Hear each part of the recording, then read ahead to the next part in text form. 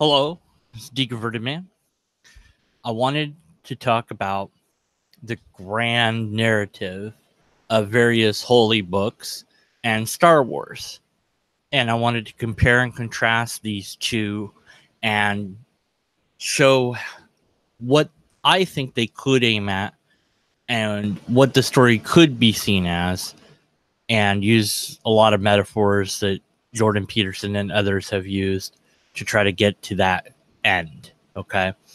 So Jordan and others have issue with atheism, with new atheism, anti-theist, etc. That we're getting rid of religion, we're getting rid of God, so to speak, and that we're leaving a void that people will fill with other things, maybe worse things.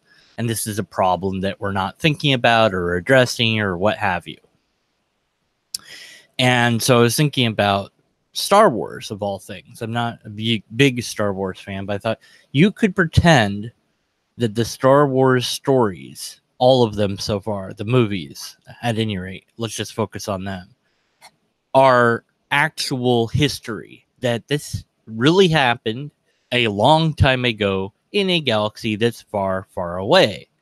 It happened somewhere else long ago, and the reason that we puny humans know about this amazing story is, I don't know, the Force has informed us about it, and so certain people have been chosen to bring it into our collective conscious, so to speak. And George Lucas was the chosen for a while, but then other people have now taken over, and doesn't matter. It's all going to be driving towards this one single goal. Okay, so if you say I don't like the prequels, well, that's fine, but they still happen. They're part of history. It doesn't matter if you like them or not. This is what really happened. And it doesn't matter which part of history you like more than the others. All this really happened. All these people have died and lived, and this is how they lived and died, and this is what's really going on, and there is a real force, and there's really a dark and light side, and the Jedi really are no more, and it's not, the Force is not special and something that only the Jedi can get, but everyone can access it. That's in the latest movies. And you don't have to like any of that because it's all true. It's all part of history. And so that's how we're going to view the Star Wars story, as a grand narrative that leads to humanity. Like, this is how we ought to be, and here's what that looks like.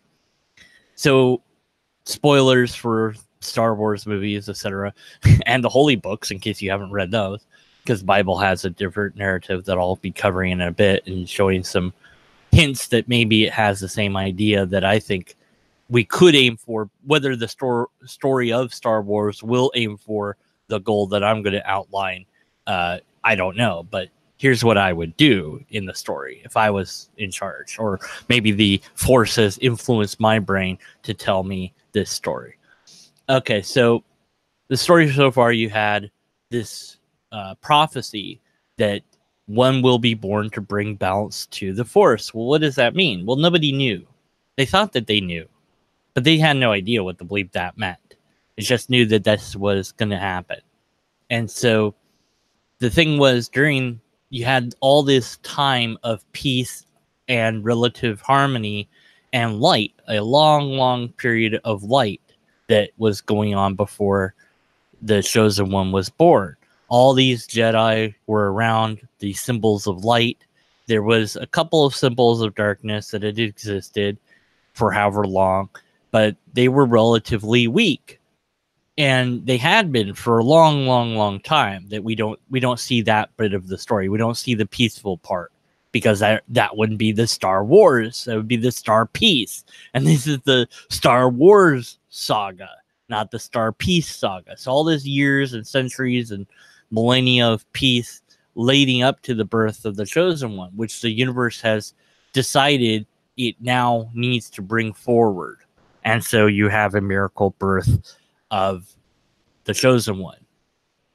And he goes through this journey that from his point, is rational or logically choiced, but it doesn't really seem like he has a lot of choice. He has to become this dark force in the universe. Why? Well, because there's too much light. See, that's the problem. The force wants to bring balance. In order to do that, it has to get rid of a lot of light. There's so much light right now. All these Jedi, they're too much light. So get rid of them. So he does. He's able to kill all of them. He's able to destroy lives in millions and trillions of lives. And this is restoring balance to the Force. Now, we view the hero story as Luke's story because he's a light figure that's now come about, and he's the son of this dark figure. So again, the Force is trying to regain some of its equilibrium, but it doesn't want to go too dark. See, the Force wasn't very smart, so to speak.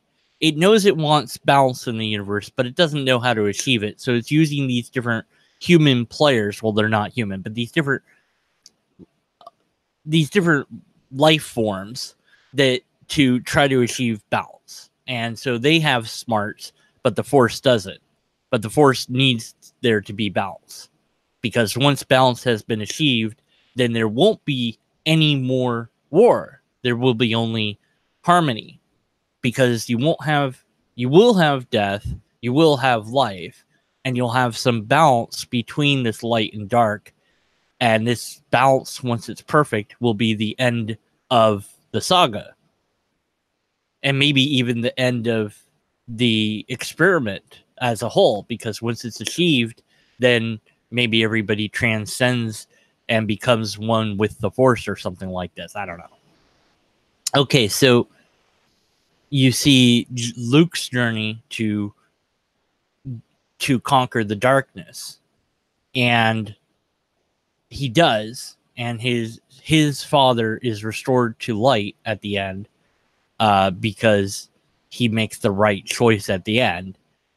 And I was like, well, he did all these horrible things. Well, yes, he was doing those horrible things because the Force was guiding him to do that, and the Force was guiding him to then do the right thing at the very end. And that's why you get to see him as a Force ghost, is because these are the people that have achieved the enlightenment of realization that there's a balance between light and dark. And so in the latest films, where you have Luke saying to Rey, the Jedis are a bunch of failures, he's telling the truth, because the Jedis, their whole thing was to think that light is the answer. It's not the answer. Dark's not the answer either. See, and when Luke saw that his pupil was going to the dark, he was ready to go to the dark to kill his pupil, which the Force said, no. If you do that, you'll upset the balance that I've been working on this whole time. So I'm going to let your student know what you're doing and stop you from doing it. So his student wakes up and sees that Luke's about to kill him, and then he becomes the dark, because the Force kind of knows that this dark isn't as bad as the Luke dark would have been. And so now that Luke has had time as this hermit, he has realized to some extent, but maybe not as much as he thinks he thought, that it's not about the Jedi. It's about everybody can have access to the Force, and everybody is special, and there isn't this idea of that just certain people should have this power, that everybody should have this power, this divine power of the Force. He's kind of right, but again, he doesn't exactly know either, and the Force doesn't exactly communicate to him what its intentions or goals are. Its goal is just simply balance.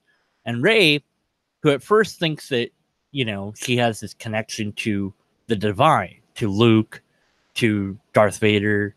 Ren also Kylo Ren thinks he has this connection to the dark in Darth Vader, He realizes that's an illusion.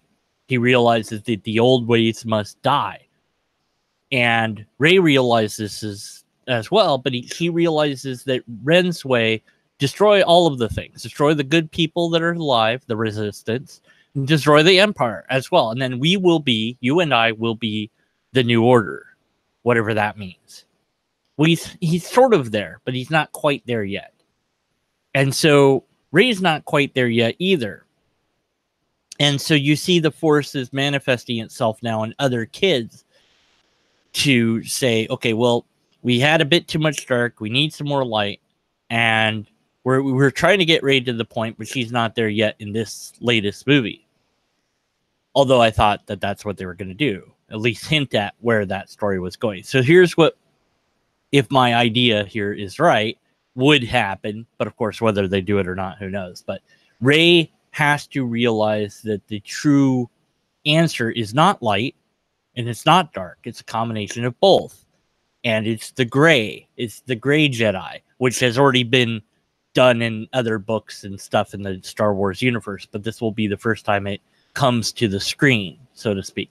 So from a perspective of this all happened in history for reals, it's the reason why those other stories haven't been mentioned is because they're not canon. They didn't really happen. Those are stories that we told about the story, and those stories aren't really what really happened in the real history. Only the movies are the things that really happen. And this is, of course, being told by the person that adheres to the Star Wars religion that has decided that the movies are canon and everything else isn't canon. And all the books and all the comics and all the cartoons, they're not canon. Okay, they're stories about the stories. Okay, so the apocryphal from the Christian standpoint is a story about the stories, but it's not canon. Okay, maybe the Quran is a story about the stories, but it's not canon. Maybe the Book of Mormon is a story about stories, but it's not canon.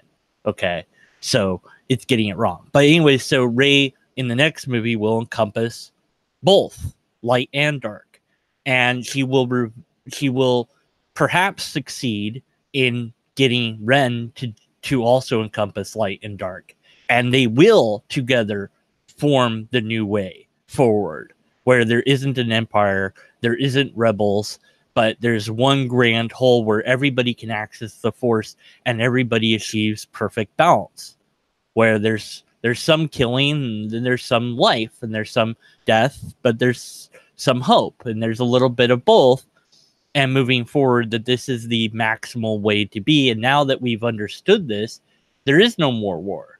So the Star Wars ends because the Enlightenment has finally been achieved. And so that's the final story in the grand narrative of Star Wars. And so maybe they all transcend into the Force or something like that, or maybe, or whether we see that or not, I don't know. But and then so we go, okay, well, that's where they went. They went into the Force. And now that story has been echoed to us in this world. And now that we're aware of it, that's where we need to aim at, is not too much chaos, not too much order, but this balance in between the two, the perfect yin yang. And so in the Bible story, in the Christian story, you can say, okay, so you have a lot of darkness that humans are making possible, but it's not even that. See, that's the wrong view too. It's that God is making these things possible. And humans are viewing God in the wrong way. They're thinking that God is light.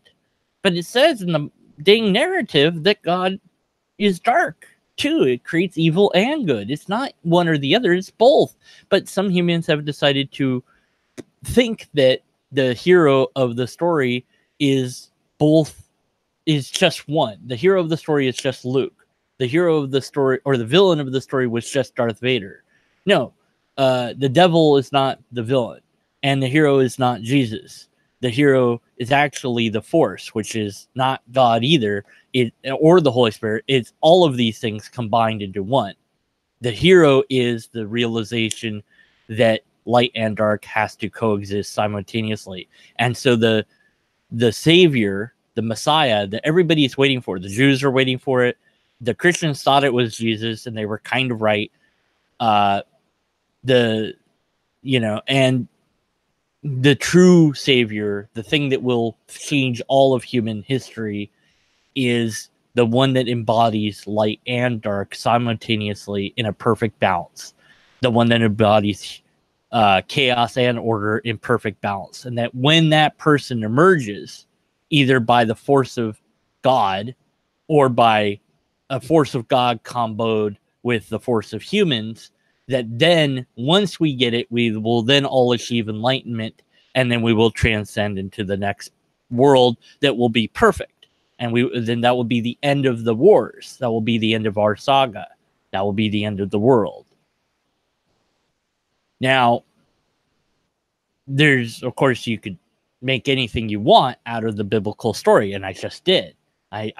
My narrative of that, and you could go even further and say it's not just the Christian Bible, but all these other holy books all point at the same thing: a fight versus light and dark that can only be resolved by a realization that both of them are needed, and that when you combine them both into one in harmony, that's when you achieve the enlightenment that will lead us to transcend this mortal coil and the fighting that we have with each other about all the different things, and then we'll transform as humans. But that, so that person hasn't arrived yet. The force of the force, or the force of God, or the force of humanity hasn't yet actualized that person. We're all just waiting for them to show up.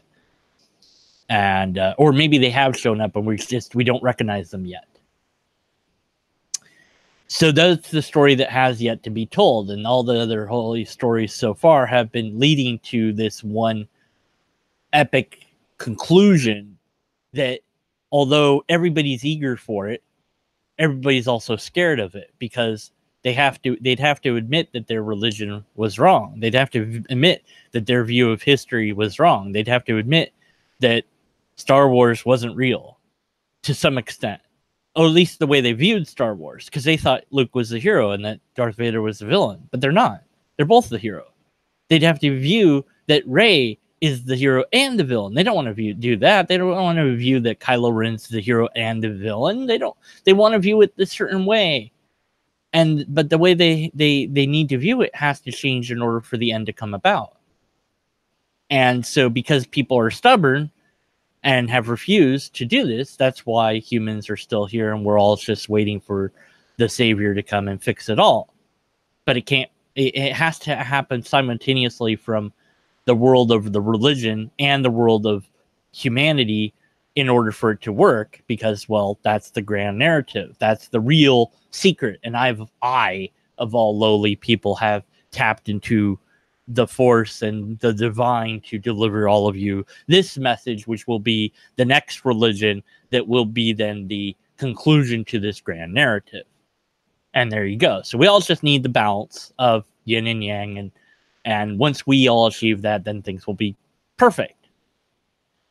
And that could be a religion. And, well, it's part of religions already, the idea of harmony between light and dark, evil and good, etc. That's already part of religions. It's just maybe we don't have we have to look at all the religions as one big grand narrative, as Jordan Peterson has kind of said and alluded to, that the Bible should be seen as this grand narrative for the West. And you go, okay, well, then that means that the Quran is the grand narrative for these people, and that the Buddha and that the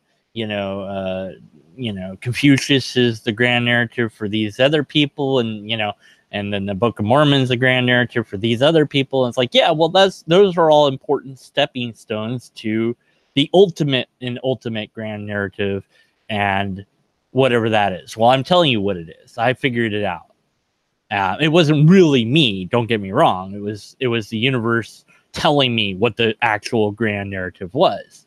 And the actual grand narrative is, we have to achieve a balance between light and dark, good and bad. And then once all humanity does that, then everything will be fine, and then we'll not be human anymore, because once we all agree that that's the truth, then that will become the truth, and we'll all transcend what it is to be this, and then that will be the end of the saga. It's just like when Rey becomes the gray Jedi, and we won't even call it the gray Jedi because there are no more Jedi. But when she becomes the gray, when she becomes the embodiment of everything, and the other guy becomes the embodiment of everything, and because she's not related to Luke, the two of them can come together and have a child, and maybe the child is the embodiment of everything.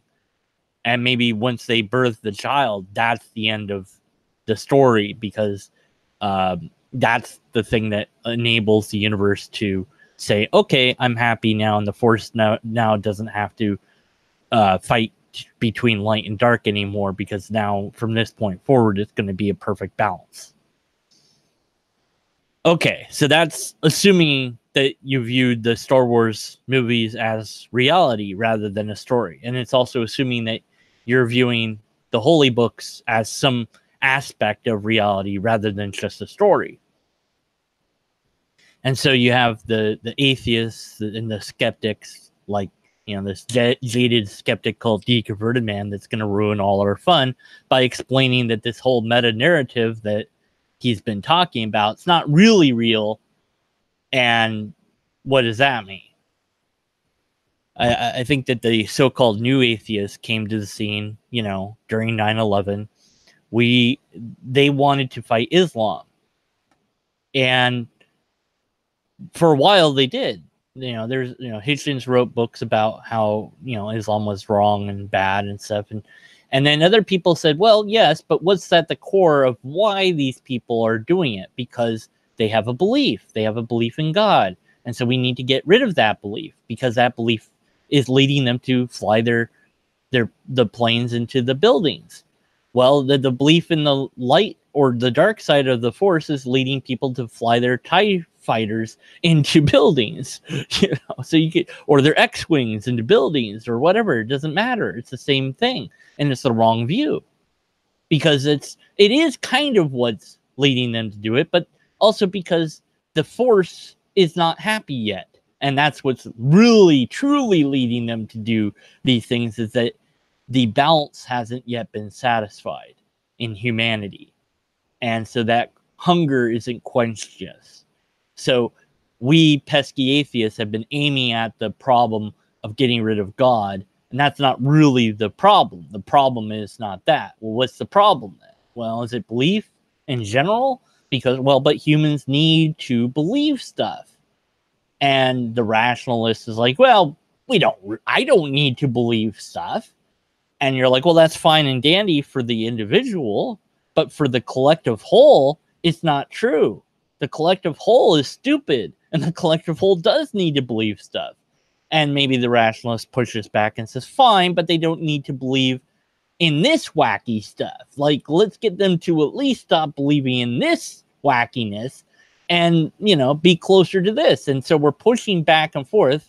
The rationalist is pushing against the irrationalness of the theist. So you have the theist and the non-theist, and then you have the light, you have the dark, whichever one you want to think either side is, and they're fighting each other, and the whole time they have to become one in order for all of us to transcend and have an epic ending to this narrative that will be amazing, right? But we have to believe that was true on some level, Deconverted Man. And you're a skeptic. Come on. You're not alluding to that this is somehow true.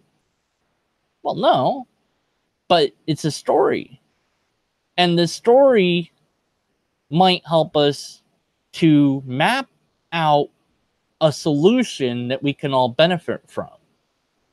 And maybe it doesn't matter if people view the story as real, as long as the story is a better story than the one we've been telling ourselves and each other. So what's that story? And so when I think about Jordan Peterson, for example, and his lectures of the Bible, and I've said to some atheists and some skeptics, you don't get it. His version of theology is way better than what we have right now. You listen to him talk about the different stories in the Bible, and he spent I don't know how many minutes explaining drugs before he talked about the Ark of the Covenant. Why? Why did he do that? Well, he made this idea that the Ark of the Covenant carried drugs in it, and that's what enabled the army to fight well. Well, he's viewing this story as if it really happened in history, that there really was a Jewish army that really carried around an ark, but instead of it being mystical or magical, it contained drugs. Well, the rationalists might want to push against that and said the story never happened at all, period. But that's too far. So we can't push that far yet, but we can push maybe to where Jordan has it, where the story happened, but instead of being supernatural, it's mundane. And when he was asked about, do you believe in Jesus' resurrection? He said, I don't know what the human body can do. And I'm like, well, that's not a theological answer, because the theist, the Christian, would say, absolutely, I believe that. Of course, if there's a God, God can do anything. But Jordan's giving a secular answer here.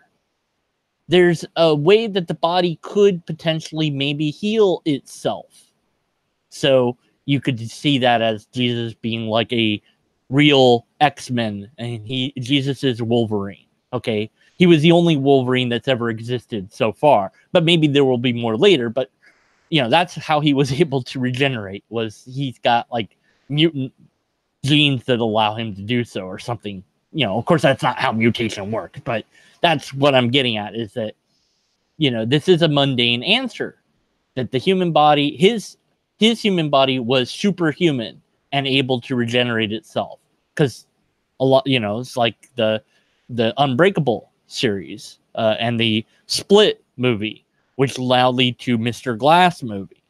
Here we have another grand narrative where the maybe the solution isn't there's a hero versus a villain, but that the combination of both will achieve the actual enlightenment.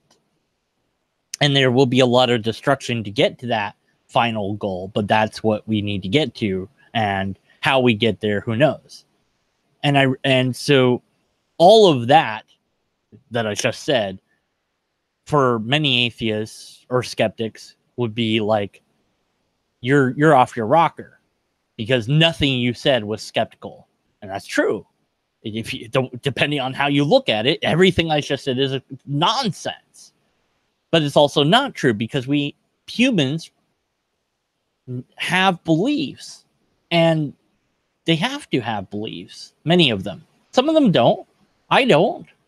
I started with a belief, and my brain was flexible enough to let me let go of that belief. And it might be flexible enough to let me gain a new belief, for all I know.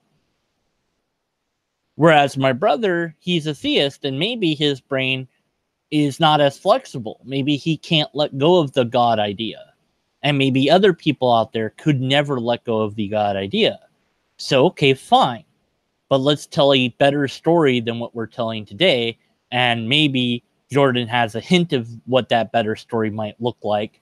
And maybe we can work together to figure out what the best story would be. And then there was this speech that was given by an atheist talking about crypto-atheism, where we all knew that religion was false, but we're all not going to tell each other that it's false. So we all do these practices knowing that there's nothing real about, there's not a God, there's not a supernatural, but we're all doing this practice of getting together and saying these things, because doing that helps society somehow. And so when you have the pushback of the theist to the anti-theist, the theist says, you guys aren't giving us, broadly speaking, hope. You're not giving us something to fill in the void of God. And so then you say, well, what about secular humanity? And I say, well, that's just a copy of our religion. So why do we need that? We already have our religion. I say, well, but your religion is bad and our religion is better. Well, but you don't want to call it a religion because you're hung up on the titles. Fine, we all believe stuff. We're all religious. Okay, finally, you've admitted it. Haha. And they think now that's a victory. And we think it's a defeat. But maybe it's not. Maybe it's all headed in the same direction, where we combined everything into one grand whole. Well, all of that sounds rather nonsensical. and it might very well be, but that's humans. Humans are not sensical. And my own life is a mirror to all of this in some way. As a kid, I would fight the darkness, and I had a name for him, and I would fight him, and the battles would just last for days and days, and one of us would win and one of us would lose. And so, and then this continued through my teenage years, and then had to kind of drop into the background when I was an adult because, well, I was in the military, so I couldn't continue the story there. And then once I was out, by then I was married and other things were going on, so it was in the background. Then when I got to the point where I realized that my faith was based on, well, nothing, that the history of the Bible wasn't there, and that the logic wasn't there, and so I believed in a lie this whole, from the age of 8 to 32, I believed in a lie. And I couldn't believe in it anymore. In that moment of time, when I became a skeptic, even though I didn't have that title for myself yet, I kind of think that my brother gave me that title in a way. Because the first year that I came to be with my brother, I was very bitter, very, very angry. The typical angry atheist that the apologists might assert that we're all this angry atheist, but my brother said because I was yelling at my now ex-wife, because I lost my God and my wife and my family all the same period of time. So to say that was a bad thing was, an understatement. And it's something I've never shared with the public until just now, because I think that this is important for me to outline for some reason. Probably because I'm awake and it's 1 or almost 2 in the morning. So I'm thinking of this weird stuff. So the fight of balance was light and dark, but then it became feeling versus logic, because my whole life it seemed I'd been this feeling creature that had made decisions based on just my feeling. So now that when I was, arguing with my ex there, my brother said, "Oh, you're a skeptic." And I'm like, "Yeah, that's right. That's what I am. I'm a skeptic." And after that year of bitterness, I became online deconverted man. And that's what I've been for, since then online. And I adopted logic as the way to be, to try to not be the emotional person, but to be the logical person, to be pure logic. And that's been fought against by some who want to push me too far the other direction, at least from my point of view. And I'm like, well, I need to go back somewhere in between, somewhere that's emotional and logical, but isn't necessarily about faith in a God and skepticism. Maybe that's not the thing that I have that balance issue between, but it's something even bigger than those things. And what the hell is that? I have no idea what that is, because it's some combination of emotions, logic, faith, and skepticism, something even greater, the combination manifest of all of those things. And when I achieve that, then I'll achieve enlightenment, right? Well, but the jaded skeptic is like, no, that's all bullshit. It sounds like bullshit, and there's no way to prove any of it. So where's your logical argument? There isn't one. Where's your evidence? There isn't any. There's no test. There's no reason you should believe any of this. You should be skeptical of all of it. Right. But we also should acknowledge that other people won't be skeptical of it, regardless of how true it is that there isn't a God, there isn't an afterlife, there isn't a grand narrative. People need to pretend that there is. There isn't really a fight in my own head between these extremes. I made that true to myself. My own brain believes that it's true. And so it became true for me. My OCD probably plays some part in that. And although I can recognize that this is the case, I can't just switch off how I am today. So I'll be more emotional, more open moving forward, but I won't like suddenly go poof into this new enlightened being, because that's not how it works. And I don't know what the hell that means. I don't have any idea what I'll look like. But I'll probably still be skeptical of things. I think I will. I hope I will. But I'll also recognize that others won't. And the fight was always, for this channel, was to try to get people to see that logic is of value to some degree and to teach logic. But the method to get to that goal that I had been using might not be working. And that when I went through this, what I consider to be a downward spiral, where all of a sudden people hated me because I suddenly turned against a different atheist and showed how they were logically invalid and their argument sucked, and people didn't like that because of groupthink and stuff like this. And then I turned from that to a different topic that I happened to find myself in the middle of, and went down an even deeper spiral. And people continued to give me bad arguments for why I should agree with them.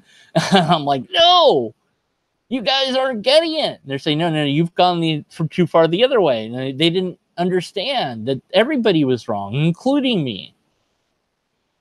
They weren't being skeptical enough, and I was being skeptical too much, maybe. And so what does that mean? And where do I go? And what do I aim at? And this person I know had said, do you want help with your videos? I'm like, no, I'm not playing the YouTube game. I'm playing the logic game. I don't care. Well, but more people would see you if you did the YouTube game. Yeah, but that's not the game I want to play. That's just not. And it's like, well, but that's what you're here. You're here, so you're playing that game to some point. Why not just dive in? No, I don't want to. I don't have to. It's my thing to do. And maybe it will spiral downward until I only have, one person that watches, or two, or whatever that number is. Oh well, that's somebody that maybe I'm helping, but maybe not to learn logic like I thought. Maybe it's something else that we're both learning from each other. I don't know. But as the years tick by, and as I make content, I always want to focus on what I started, which is this saying of, let's all be willing to question what we hold most dear. Okay, well, what do I hold most dear? Skepticism and logic. I've always been willing to question these things, but have I actually questioned them? Well, not really. Not in the sense of acting out on that. So what would that look like? Well, it might look like me losing a bunch more subscribers. It might look like that. But whatever that journey is, whatever the chaos that results from it, okay. It doesn't matter, because I'm doing this for fun, for me first. And that people happen to like it is a bonus. That I happen to meet people and gain friends, and maybe lose friends, and gain enemies and lose the enemies, and maybe make frenemies, and associates, and whatever along the way is a bonus. But maybe that's all of our journey. No matter if we make content on YouTube or not, we're all on this journey of existence trying to figure out what the hell the point of any of it is. And none of us know. We don't know the answer. There isn't an answer. Maybe that's the answer. But maybe the answer isn't that there isn't an answer, or that there is an answer, but something in between that. What does that look like? And we're all trying to figure it out in different ways. And maybe it's not that one way is valid or invalid, but that something, there was that debate, theology is compatible. Is religion compatible with science? Well, in what way? Like, theology is not. Like, theology is not about scientific methodology. Otherwise, we wouldn't have a million different denominations. You'd have one. You'd have a vast convergence of agreement upon a single truth. So definitely religion isn't science in that way. Are things in religion, could they be treated scientifically? Well, I don't know. It depends what you're talking about. But as far as the supernatural claims, when you test those in science, they go poof into nothing because there's just a story.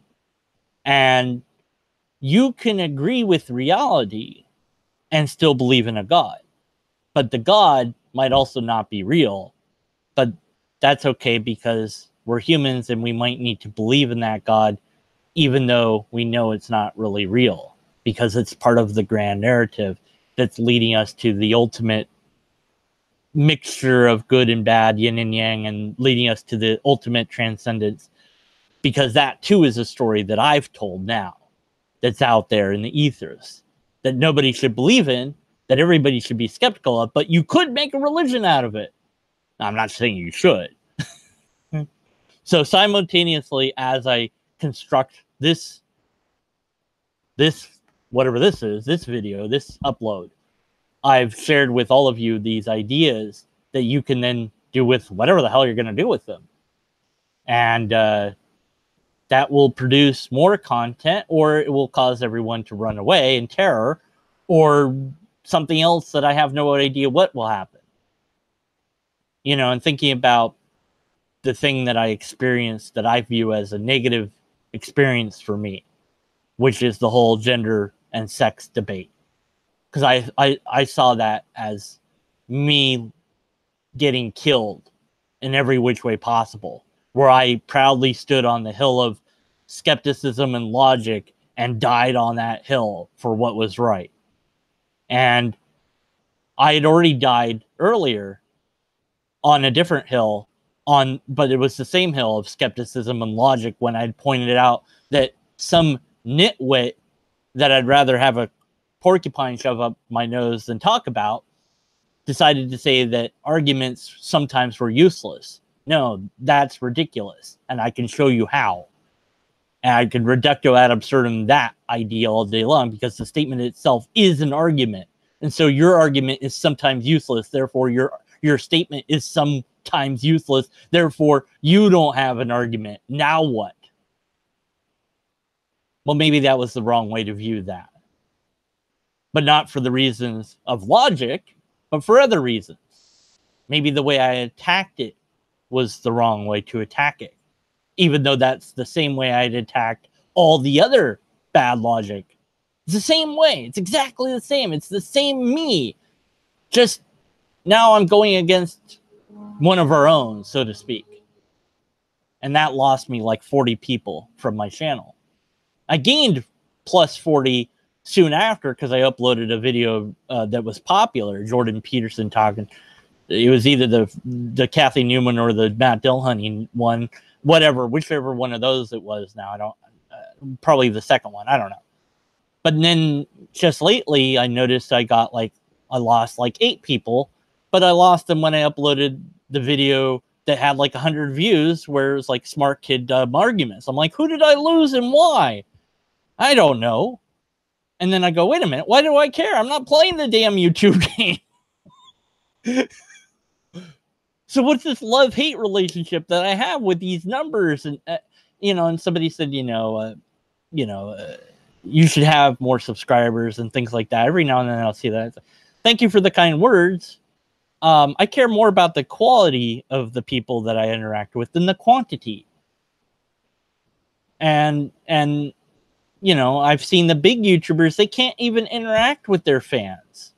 They can't talk to them. There's too many of them. And so then you have a different problem manifest, where you have the groupthink, where everybody just automatically likes the video and nobody bothers to even watch it or watch all of it, but they like you, so they automatically like your video, and then they automatically agree with you. Whereas I'm like, no, The argument matters, not me. Forget about if you like or don't like me. Focus on the logical argument that I produced, whatever that was. And you have to learn logic in order to do that. So go learn logic, because that's my ultimate goal, was to get you to learn logic in the first place. And maybe along the way, you'll also question what you hold most dear, because that's the other thing that I'm trying to get you to do. And maybe it won't work.